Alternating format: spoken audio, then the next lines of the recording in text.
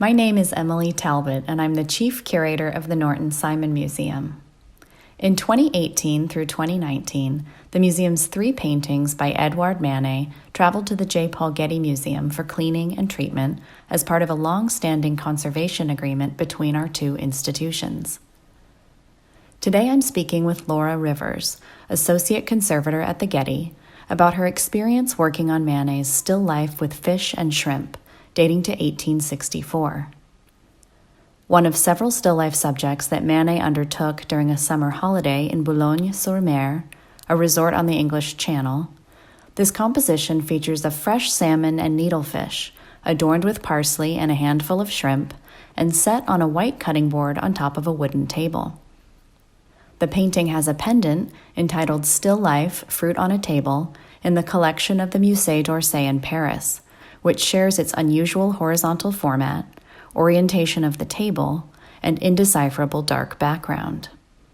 Manet exhibited the 2 paintings together at the art dealer Louis Martinet's gallery shortly after they were completed in 1865. The Simon still life was in exceptional condition when it arrived at the Getty. The canvas had never been lined or removed from its original stretcher, so the peaks and buttery texture of the artist's brushwork, called impasto, are beautifully preserved. But, as Laura explains, a previous cleaning of the picture had focused on the fish alone, leaving the background to further darken and discolor.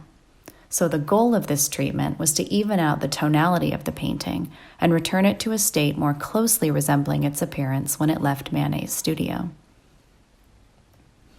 Laura, welcome, and thank you so much for speaking with me about your work on Manet's still life with fish and shrimp. Thank you, Emily. It's a pleasure to be able to return to this treatment today. I understand that the still life's condition is quite unusual for a 19th century painting. Can you tell us what you encountered when you began working on it? This was an extraordinary opportunity to examine a painting that had not been lined, that had not been altered substantially since it left the artist's easel from a structural point of view. So it is on the original canvas. You can see the verso of the original canvas. It is on the original stretcher that Manet chose, and it has changed very little over the intervening 150 years.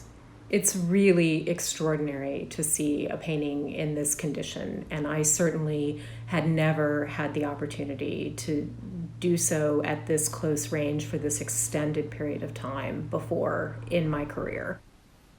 Well, that's wonderful to hear. Can you explain why, then, that the painting was in need of conservation treatment? The one change that had occurred to the painting since it left Manet's easel is that at a certain point in time, it underwent a cleaning. And the painting was selectively cleaned, meaning that the decision was made to remove the varnish from certain lighter areas of the painting and leave the varnish in areas of the picture where it would be simply less evident in the darker areas of the picture. And so when that decision was made, it left the painting rather unbalanced. And over time, that situation became increasingly exacerbated. Varnishes are tricky in that way because they're put down to protect and saturate the painted surface, but as they age, they can really compromise the appearance of the picture. What can you tell us about the varnish Manet utilized here and how it may have changed over time? It was created at a time in Manet's career during which he was still varnishing paintings with regularity.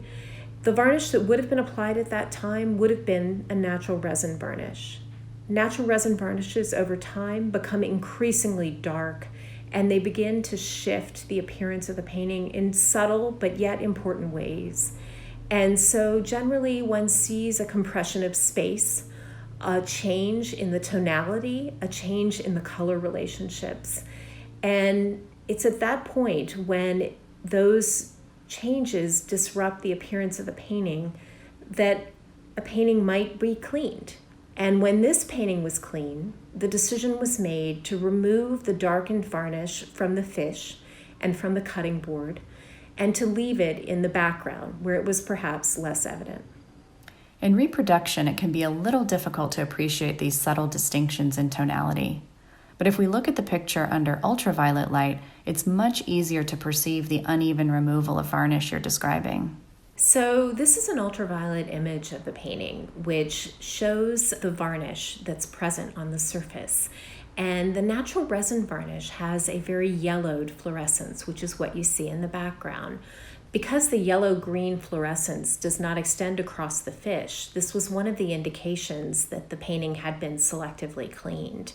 In the area of the fish, we saw a bluish fluorescence, which is more typical of what one sees from a synthetic varnish, so something applied much, much later after the cleaning that we're discussing. And in this photomicrograph, you can see remnants of the older varnish in the interstices of the impasto. So this is taken from the corner of the cutting board. So when the varnish was removed from the paint of the cutting board, it remained in the interstices of the impasto. And this actually had a significant impact on the appearance of the paint. That's an amazing detail image. How is it that such a tiny amount of darkened varnish caught in between brush strokes can affect the overall appearance of the painting? So in the image of the painting before it was treated, the fish has a very mottled appearance, and in part that is the nature of the brushwork, in that there is a tremendous variation of color in the brushwork of the fish's body. But in particular, it's more pronounced and it's more mottled in the image of the painting before treatment because those darkened areas of varnish caught in the impasto begin to read almost as active color choices made by the artist, when in fact they are the result of change over time. And you see that in the body of the fish, but also in the shape of the cutting board. Because the varnish was unevenly cleaned in those areas and remained on the corner of the cutting board, it resulted in a slight shift in the shape of the cutting board. So in the after treatment image of the painting, it's possible to see how the cutting board stands away from the table much more clearly. It seems like incredibly complicated, finicky work to remove varnish from these tiny crevices. What's your technique? When varnish is removed from the interstices of impasto, it is done under the microscope with tiny swabs on the ends of toothpicks and needles and very small amounts of solvent. And it is done very gradually because the smallest changes under the microscope have a fairly significant impact from a viewing distance. Well, it's astonishing, and it gives me so much appreciation for the end result, which really sets the still life and table and space in a much more satisfying way. But before we end our conversation about this treatment, I do want to turn attention to the verso, the back of the painting, because a lot of Manet's choices about how to present this subject are evident there. This stretcher is Manet's stretcher, chosen specifically by the artist, and it's a little bit of an unusual choice as well. In the 19th century, artists used very standardized formats. This painting and its pendant at the Musée d'Orsay are actually combinations of two different formats. So it is a combination of a number 20 figure canvas, and so one done for a portrait. And at the same time, the other stretcher members, two of the stretcher members, were drawn from a number 12 or a number 15 landscape canvas. So this resulted in a very unusual format and one very specifically chosen, which we also see on the Musée d'Orsay painting. Any thoughts about why he would have chosen this unusual format, or really created a new format for himself? So in both cases, it would have been very appealing to choose this shorter format and enhance the sort of long quality of it in order to match the compositions of the two pictures. And Manet was right, because this shorter format does elongate and dramatize the fish, who almost seems to flip his tail before our eyes. Thank you so much, Laura, for drawing our attention to these visible and sometimes less visible ways that the painting is so unusual and special. Treating this painting was just an exceptional opportunity. Very few paintings in this kind of condition exist in American collections. That's such a nice comment, and a really lovely way to end, I think. Laura, thank you again for taking the time to share your experience of treating Manet's still life with fish and shrimp.